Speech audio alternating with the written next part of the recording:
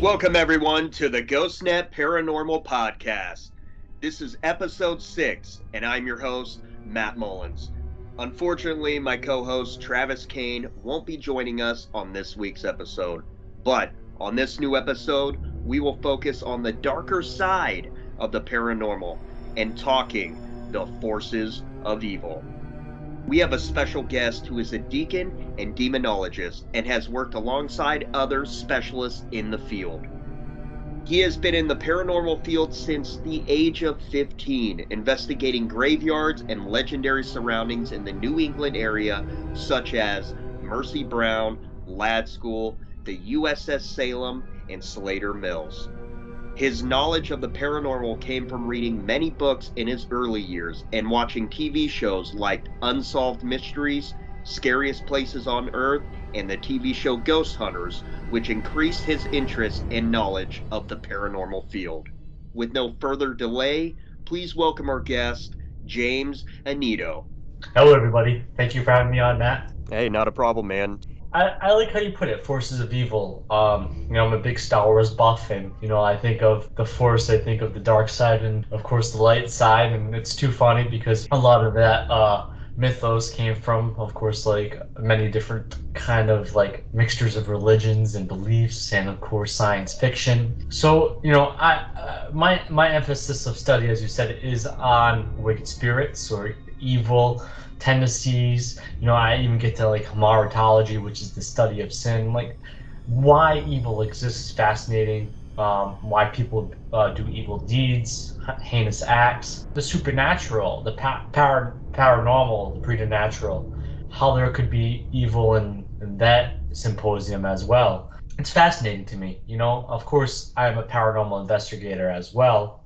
I love the whole umbrella of it all, not just ghosts, demons, angels, God, which is the study of theology, but I also like ufology and cryptozoology, and have participated in investigations of those as well. Everything fascinates me. I think life fascinates me, but for some reason, demonology is my calling, and that is a field that I can utilize to help people with a better understanding when they're dealing with negative forces, and as you put it, forces of evil. In our line of work, investigating residential homes and stuff like that, you don't know what you're getting yourself into. So you might walk in this place with their assumptions of what's happening to them. Now, previously, we talked with Mike Ransom of a band called Edema. Travis talked about this church that we investigated, which they thought it was something demonic and everything. And yeah, we did get an audio clip of something we could not understand, and we reversed it. It spoke something in Latin. But no, I totally understand where you're coming from with all this, because forces of evil, it lives all around us. Well, yeah, definitely, Matt. I think the thing is there's a dichotomy the paranormal is involved in. People have like view patterns that are totally different, but in the same pattern, there's always a neutral sense to look at it. In any way, there's to be objective or subjective, and you have to look at it that if we claim for these things to be intelligent, and especially if you believe in spirits, that they can, as like people say all the time, if they're a jerk in real life, they're going to be a jerk when they're dead. Like, you hear that all the time.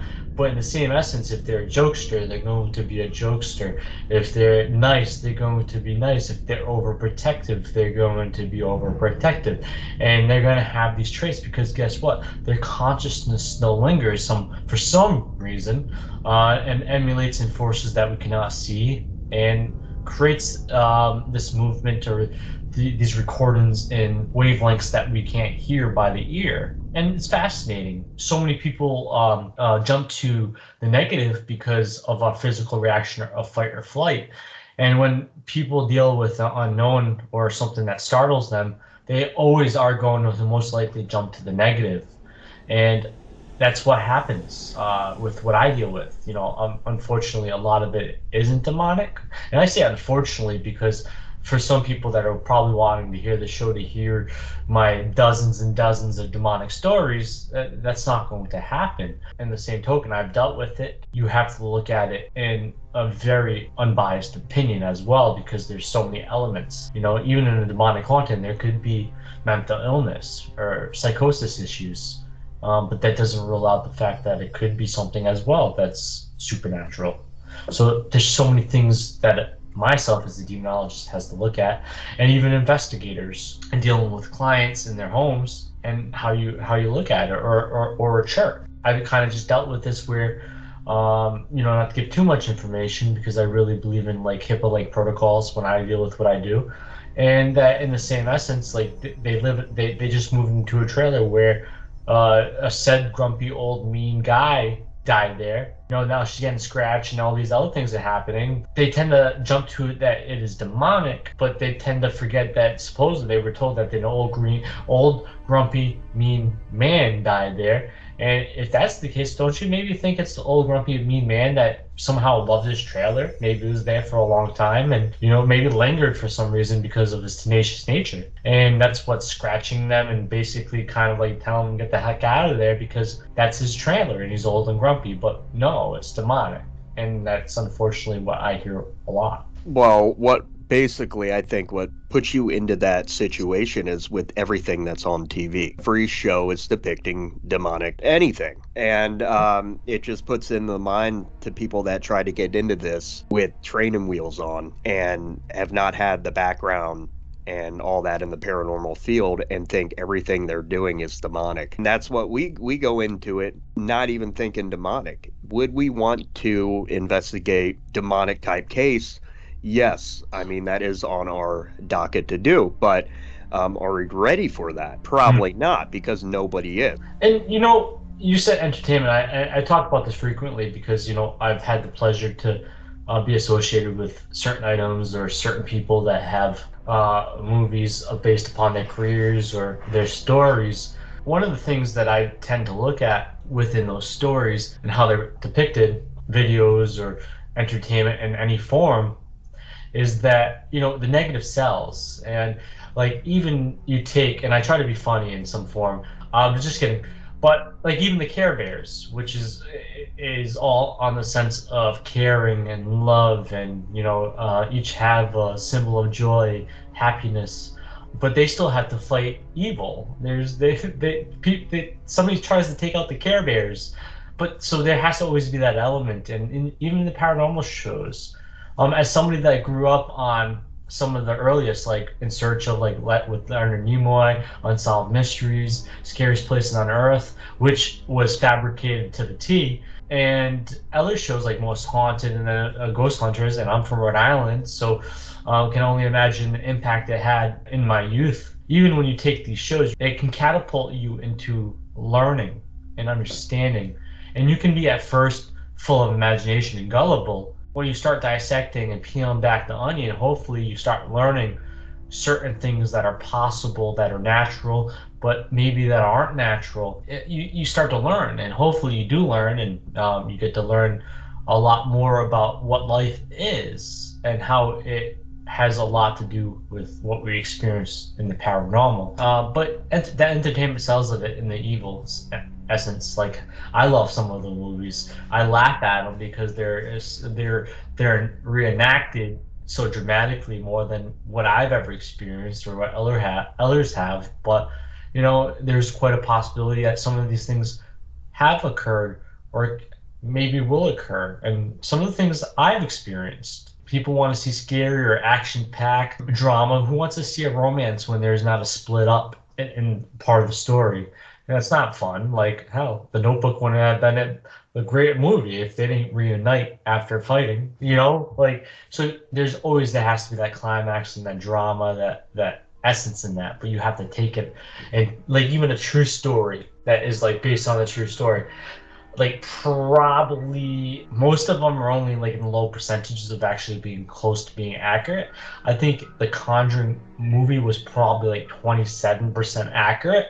And then the second one was probably 13%, and the third one was probably in the single digits. And Tony Sparrow, Arnie Johnson, the Parent family, they will even tell you this stuff, and they lived it. They were a part of it. Yeah, and you're going into stuff that's based on true events like The Conjuring, but going back to demonic cases, the exorcism of Emily Rose was based Mhm. on a true story of Anna Elizabeth. She was a German woman who underwent like 67 Catholic exorcism rites during the year before her death. Yeah, Annalise Mikel is a very interesting story, and the thing about her is a lot of people don't realize that because of that case, exorcisms in Germany were banned probably into the early 2000s, where then another faulty exorcism occurred, where another death occurred, and they had once again banned exorcisms in Germany. Once again, with my connection to The Conjuring, is what you said, Annalise Mikel. That was if I remember correctly, the first ever tried court and judicial system, with the second being the Arne Johnson case, the Devil Made Me Do It case. So there's a lot of connection, but Annalise Mikel and Exorcism of Emily Rose is one of my favorite movies of all time, and a lot of the depiction is accurate. But what they don't depict is that Annalise Mikel died because of malnutrition, and some say because that's how the priests were handling her, or maybe it was because the parasitical force that we would call a demon would not allow her to eat, and she succumbed to her physical ailments. But some people will say that she had mental illness as well, which a lot of physicians or a lot of people that knew her said could be relevant and could be true. She was a very eclectic girl and very interesting. Even her doctor said there was probably something wrong with her in a mental illness sense. So we have to look at it as that. Well, there's always been that great debate, and you're going to remember the priest went to jail, so the judicial system found him the acts that he committed. It's an interesting case and story. Absolutely is. That movie terrified me. Believe it or not, when I saw that movie first, I was staying at a buddy's house who lived right next to a Catholic church, and it was terrifying for me because I was still in grade school when I saw that. And going back to, there's so many things that could have caused this that might not have been demonic, and you're saying the mental health issue. Now, she had epilepsy and stuff like that. Yes. Yep. And, she had epileptic seizures. Yep. Yeah. And little here and there seizures, and malnutrition and stuff like that. And just going through that torment, if it was a demonic possession of her body or not, it's horrific. And the videos online are scary as is, hearing it firsthand, her voice and everything, and hearing her speak in tongue. And it's insane. And I'm not saying Annalise Mikel wasn't authentic. I think there was authenticity to it. Just the vocal patterns alone from her, if you dissected the decibels and the octaves of that voice, like I always like to say, in reference to Tibetan monks, they're known to have the highest octave range is the highest, and demonic voices in recordings or through individuals that have been recorded have surpassed these octave ranges. And I think that people tend to forget, when we talk about possession, there's two stages of possession. There's transient possession and perfect possession. And I do really truly believe, and especially if you take the testaments of the accounts of the individuals involved in the exorcisms, that she had reached perfect possession because her free will had fully broken, and because of her medical issues, and of course because of her oppression and possession of this demonic force, that it eventually just broke her free will. She became a vegetable, and the demonic fully took over her, which is perfect possession, and which would make a lot of sense why the malnutrition would happen. Because think about cancer. When cancer rapids through stages, your body starts to wither away from inside. You start to age. You lose your hair. You become decrepit. And just think of this evil force, this demon, even though not necessarily in you, but around you, suppressing you, using you, or maybe in you if you want to get hypothetical. That it starts to wither your body away, because also that your consciousness is no longer permeating within that body. So the to cohabitate within the body, it just starts withering away the body because the parasitical force is like a cancer. It's like this evil force that withers away from you.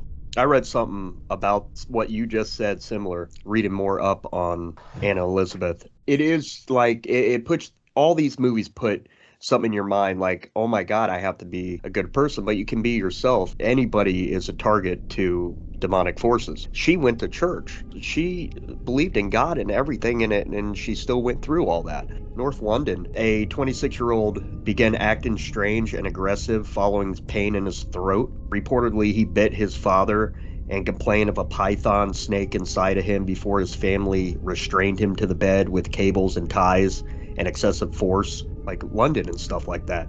It's all around us. Being in Germany, too, with Annalise. Kennedy's family members were accused of manslaughter when the kid passed away and stuff like that. When the law gets involved, besides the church, that's when things go out of hand, because it's a different principle. The church has learned as well. Like a lot of exorcists now have PhDs in psychology.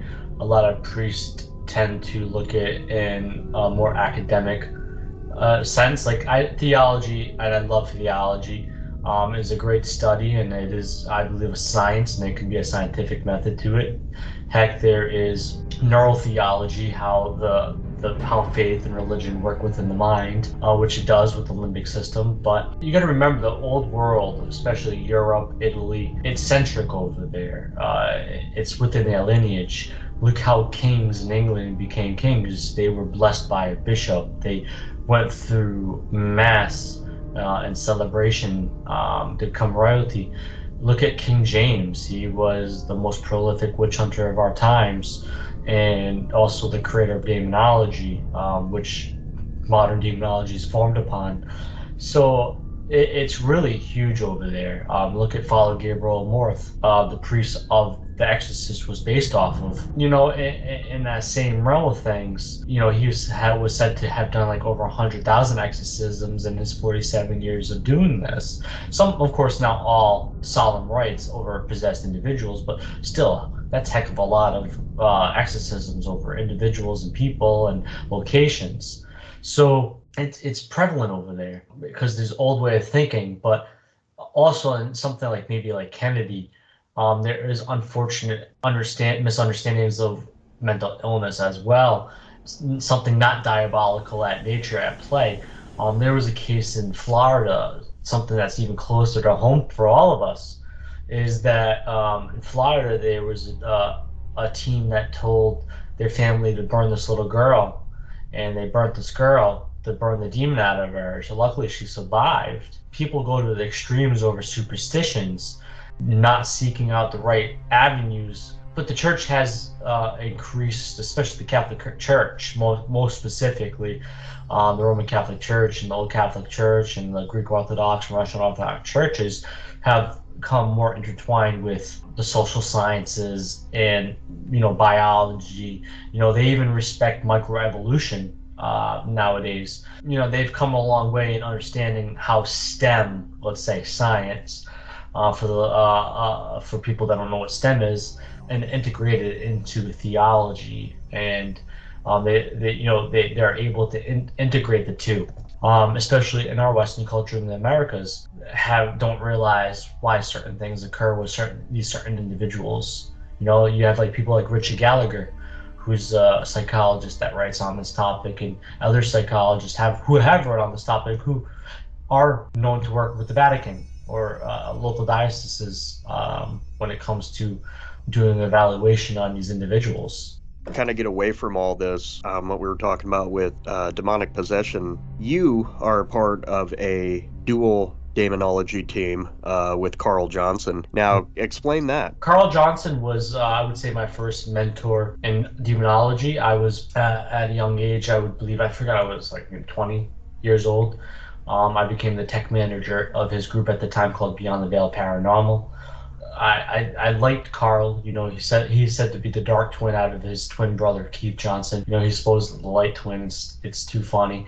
But I actually had met Keith, which Keith and Carl were both on the first 2 seasons of Ghost Hunters, and were proclaimed demonologists, and had known to been worked with Ed and Lorraine Warren, and been the first investigators in now what we call the Conjuring House in Harrisville, Rhode Island. They were the first investigators. And I when I first recognized him, I was like, I respect you. And he's like, you know me? I was like, yeah, I watch Ghost Hunters and I love the paranormal. We always talked about it. We had a group called Ghost Hunters of the Supernatural Truth. Andre and I started a group with a bunch of people, and that was my first time running a group. I was the co-founder. Through Andre, I met Carl, and Carl and I just hit it off. Carl and I had worked together for a while, and then we just split apart, due to normalities. I wanted to go my own way, work with other individuals. And I would say probably like 9 years later, we got together. Again, I was speaking at Mass Paracon in Massachusetts, ran by Sam Baltrusis.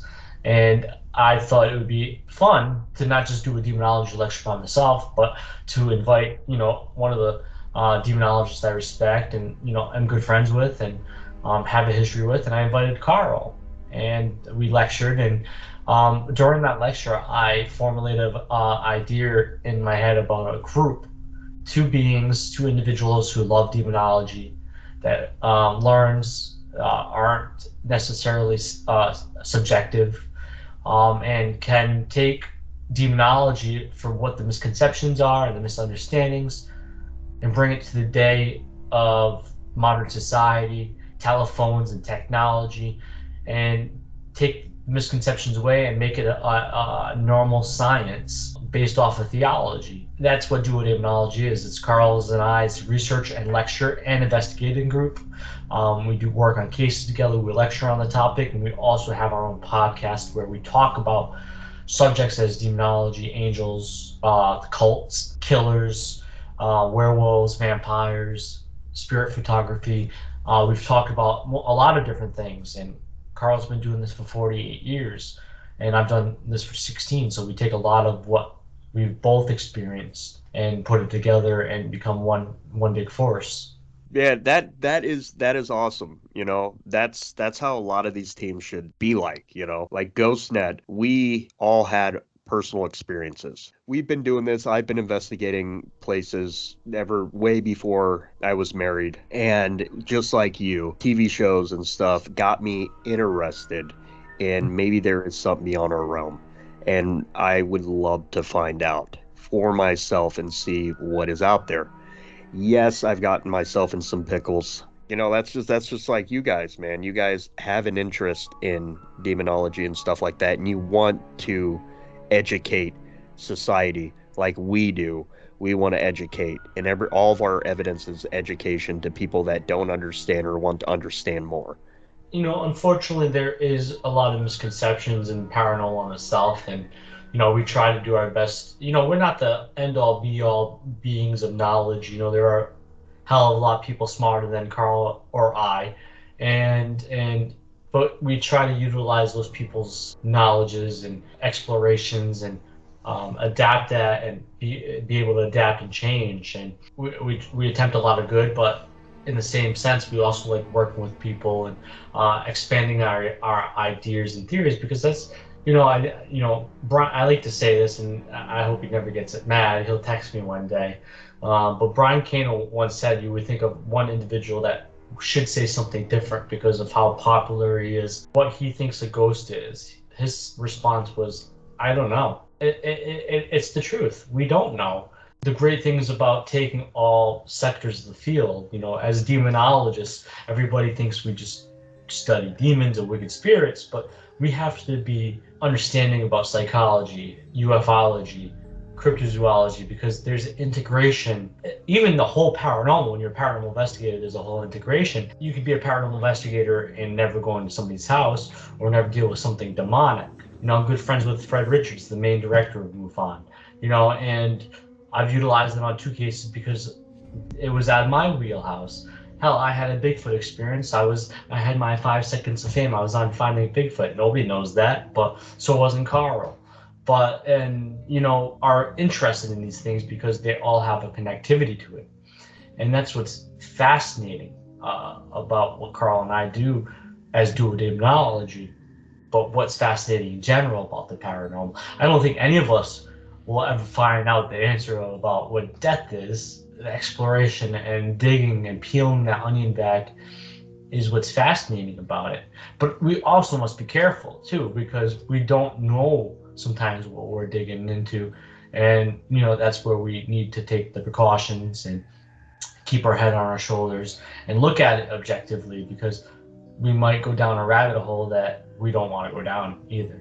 Exactly. And in previous episodes of the podcast, we have talked about these rabbit holes. I hear all the time, and I think it's, I never text these things on social media, because when and this is not an opinion, but the one thing I hear all the time with paranormal is that there are no certifications, no professional investigators. But I'm part of a parapsychological group out of Canada and New England that is a nonprofit organization in Canada, and organization in Commonwealth of Massachusetts. And I work with that group. There's also the Skeptical Inquirer, the CSI organization, which most of them are social scientists as well, or very huge skeptics that are photographers. Even some of the original paranormal investigators, like the Ghost Club of 1860s to the 90s, and that are still around to this day, but the original members being Babbage, Arthur Conan Doyle, Charles Dickens. The laundry list goes on, but some of these people are people that change the landscape of how we understand life. Babbage it was the father of computers. It was his idea of computers is what reason we are probably talking through computers now. And then Dickens, well, look at the way we celebrate Christmas, and his ideological opinions about hauntings, especially his first book was an intro and a outro for the book called A Haunted House. So, these people create the landscape. Look at Hans Holzer or Harry Christ. But you got to take all these different perspectives, and you have to take the whole wheelhouse that's given. And you have to look at biology and how our body reacts to certain environments, how nurture and nature has something into play with when we're dealing with paranormal phenomena, or why people nurture to it and expound upon it, and maybe telekinesis. But there are certifications. You can become a social scientist, and people don't even know there's clinical parapsychologists that actually can prescribe medicine because they're clinical, and that they are psychologists, but also look at it in the paranormal realm, do things as EMRT, which is like a therapy for people that dealt with paranormal trauma. Because if you deal with trauma in the paranormal sense, it doesn't mean that you can't have PTSD. You can also be like an HVAC technician, understand air, understand construction. So there are certain things you can learn, study as part of the academic or the technical aspect of it, and implement it into the paranormal. Our podcasts are unique. I mean, we can be talking about the paranormal, and then all of a sudden it goes into serial killers and haunted hotels and freaking demon dogs. And talking about serial killers, I'll do a shameless plug in here. Besides working with Carl Johnson of Do It Demonology, I also work with Laura Brand, who is the Toolbox Killers expert. She had a recent documentary come out on the Toolbox Killers, Lawrence Bittaker being the most famous of the two, on Peacocks and Oxygen. And she is a criminologist, or in less fancy terms, a forensic psychologist. And she works with serial killers, and Bittaker told her locations and of certain things, and it's fascinating. We work together on a lecture / podcast as well. That the podcast comes out, the first episode comes out February 27th, but it's called True Evil, and it's our take on how serial killers can or cannot be influenced by the spiritual or the paranormal or demons or the devil, and we're taking that look at it. And our first episode is with Jeff Bellinger, Carl Johnson, Alicia Martin Carlson. We're talking about satanic rites and urban legends. And I can see this is going to tap into the forces of evil, because serial killers are evil with what they do. We've investigated a serial killer who strangled women. But yes, like Dahmer and all those guys, what was going through their mind? A lot of people say that it could be their childhood and this is how they were created. Nobody really kind of thinks right away it's something evil. Now, Mhm. looking at these movies back again to like Michael Myers' depiction of evil, he's been Yep. shot many a times and he's still going and killing. Like people that go into the schools and shoot Mhm. and stuff like that, what's in their mindset? It's a Yeah. mental issue that they have, but it's a hobby to them. Like Yep. Ed Gein that we recently talked about. He mutilated people, cut their skin off and wore their skin and stuff Yep. like that. It was his fascination. It's definitely fascinating. That element of it, and especially like being in Massachusetts, Rhode Island area, we had like the Fall River satanic cult killings that all go all the way down to Provincetown with like the Lady of the Dunes. And so it's fascinating how you look at it like that, even though it's not necessarily one people, and maybe they're not serial killers, but like some people would say Charles Manson was a serial killer, even though he really wasn't. He was, a cult leader that enabled and through his charismatic nature had other people kill, but that doesn't detract away from that he killed multiple people by his influence. And even in that sense, some of these people like worship rebellious nature, right? And if you think about the teachings of Lucifer in Christianity and of course Islam and Judaism in some form, Lucifer, the devil, is one of treacherous nature, rebelled from God.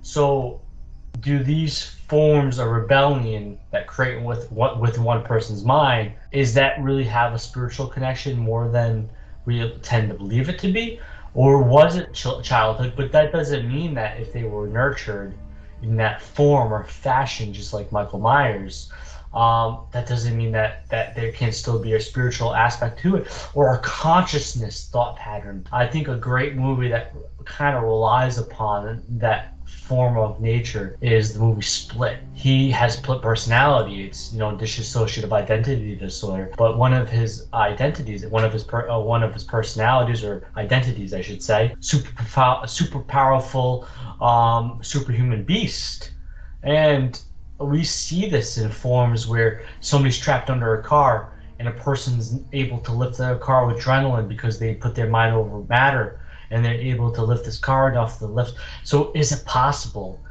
And even with that, you kind of can get into those realms. Like, do people subconsciously go into the state that puts them as like supersonic hunters, where they're able to do these things? I know I'm getting a little crazy here, but these are things you can look at and the possibilities of it being able to occur. Maybe like who knows? Maybe there's a psychokinesis killer out there that throws knives with his mind. Who the hell knows? This is all Marvel stuff right now, right?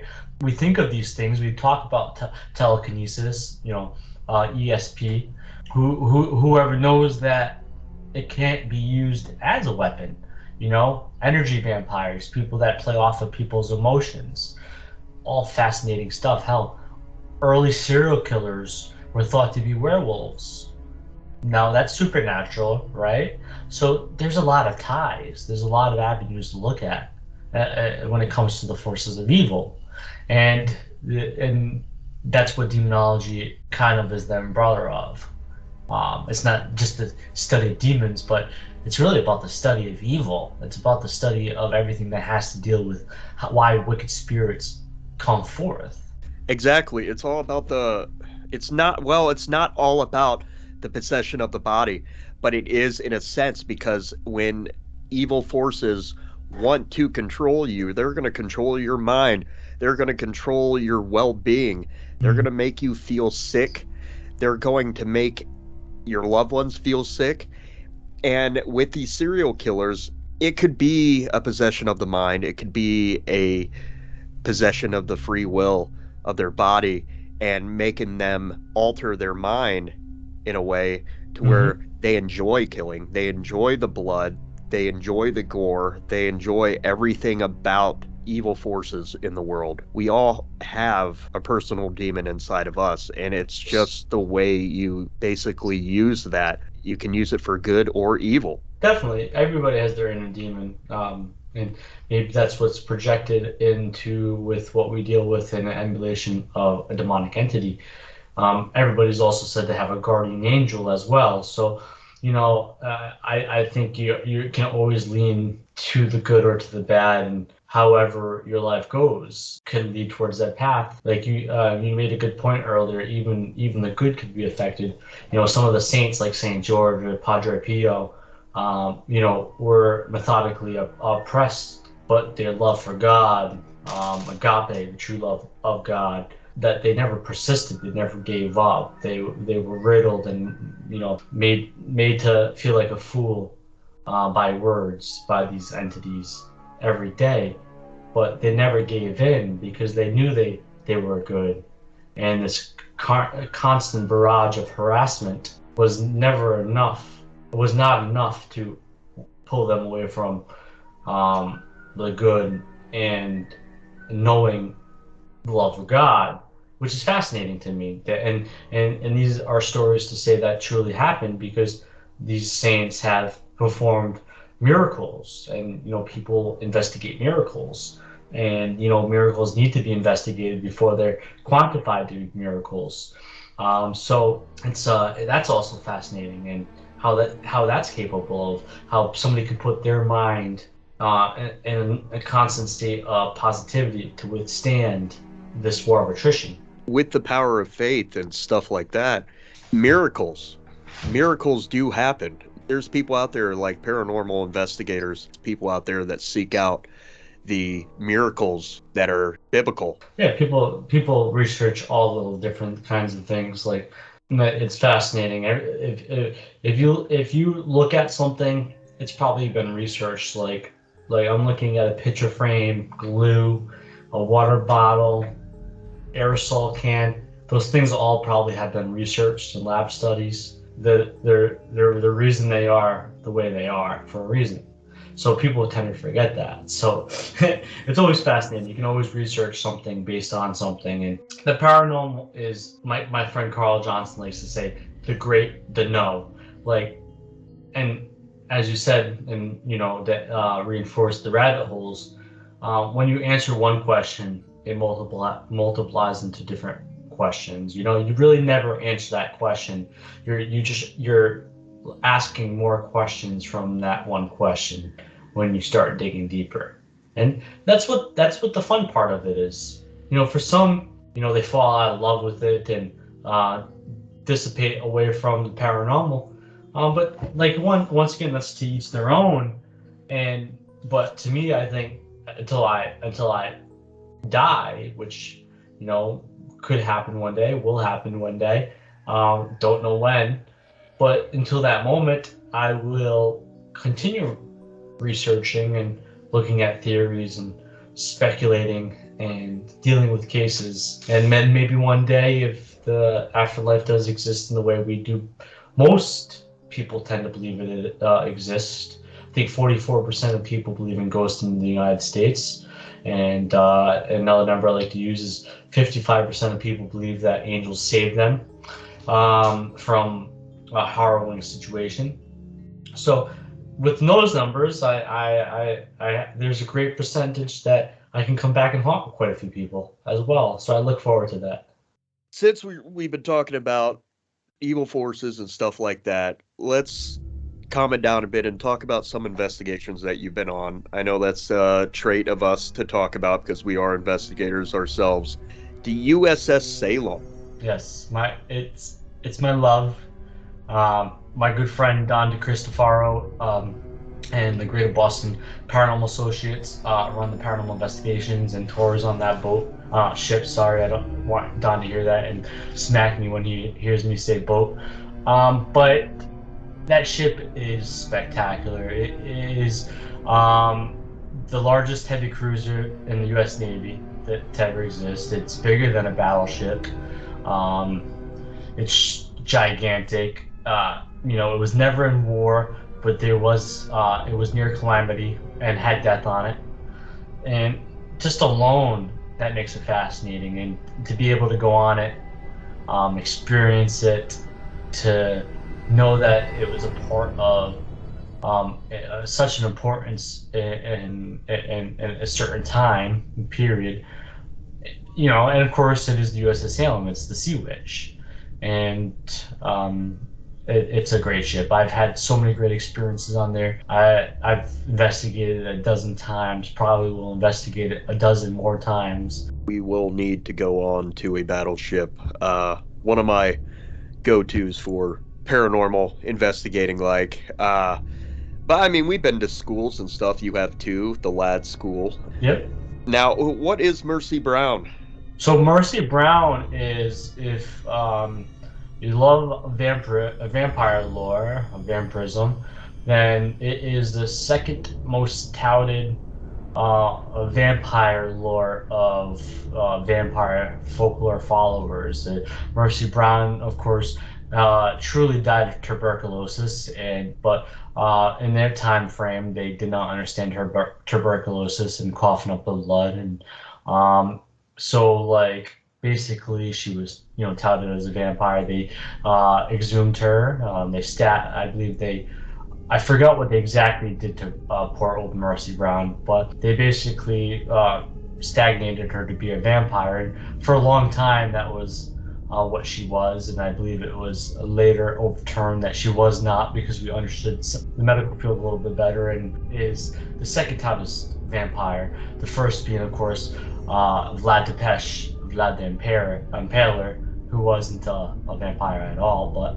So they thought she was a vampire just because she was coughing up blood, and they thought, just like Salem witch trials. The problem with the Salem witch trials is that it was a lot of a land grab, but a lot of the women that were trialed were midwives, and midwives tended to be intelligent because they would help with, of course, the families, the children.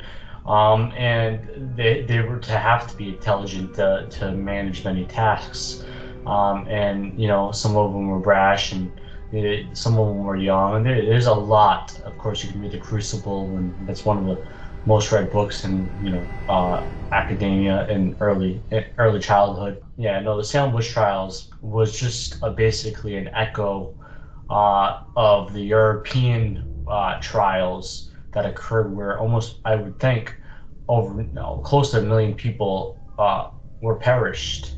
Okay, well, I mean, that is understandable. Just because back then, like you said, nobody knew. Nobody knew about anything. It was all their law, and that was it. If they believe it, they're going to make other people believe it, and they're going to make that punishment to that person. Yeah, it's crazy to think about that. But I'm glad we don't have that today. I mean, well, some places probably. We just have that in opinions now, the individualism. Especially America, in the United States of America, we're very on an individualism or individualistic nature. So you see it where, especially in the paranormal field, like when certain people believe in certain things and they go on these witch hunts against certain other people that they shouldn't do. But there are people that, of course, exploit and do these wrong things and prey upon the weak. But yeah, at least people aren't being stoned or hung or burnt at the stake anymore. We're just more humane. We just talk people down and have them do their dirty work for themselves. Not so different on what you do and what your actions are. Ending it to being demonic. The devil wants you to do his deeds, and that's in the Bible and stuff like that. Or he wants you to not be this friendly, happy, feed the poor, all that. You know what the crazy thing is too, and not to get too gaudy because it's a paranormal show, but I get, especially as being a demonologist, people ask me all the time, and I think this is the central question of my childhood, which got me into the paranormal, is why does God permit evil? And it's not that he permits evil. Yes, he necessarily did create it. If you are swayed away from good to go evil, that's not God's fault. That's your fault. You took your willpower to go down the wrong route. It wasn't God. And with Lucifer and demons, why they're permitted to exist is because He does not love them. God loves everybody, but once again, if we come to favoritism, right? If one person goes down the wrong path and is afflicted, is that God's fault, or is it the individual that maybe made morally unethical decisions or went through a traumatic experience? Not necessarily their fault. And it happened to be, once again, we had the willpower and the free will to overcome and fall back on our faith. And so many people unfortunately give up. And not to get in a debate on that with people, because people sometimes get mad hearing it, but when you tell yourself that you can't do it, you're not going to be able to do it.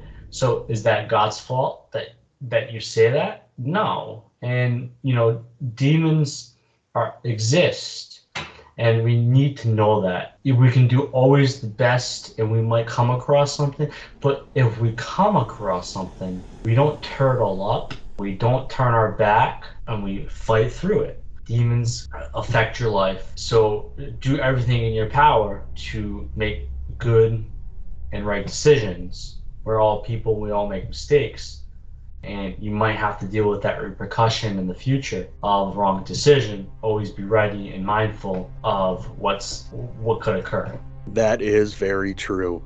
And that, I would say, would have to end tonight's podcast with the forces of evil. James, it was a pleasure having you tonight. Matt, thank you for having me on. I'm sorry your co-host wasn't able to be on. I hope you guys definitely have me on again. Maybe we should have Carl and I on, or maybe even Laura and I on, to talk about either true evil or duodemonology. Your choice, of course, and I hope you have me back on. Visit GhostNET Paranormal at Facebook.com.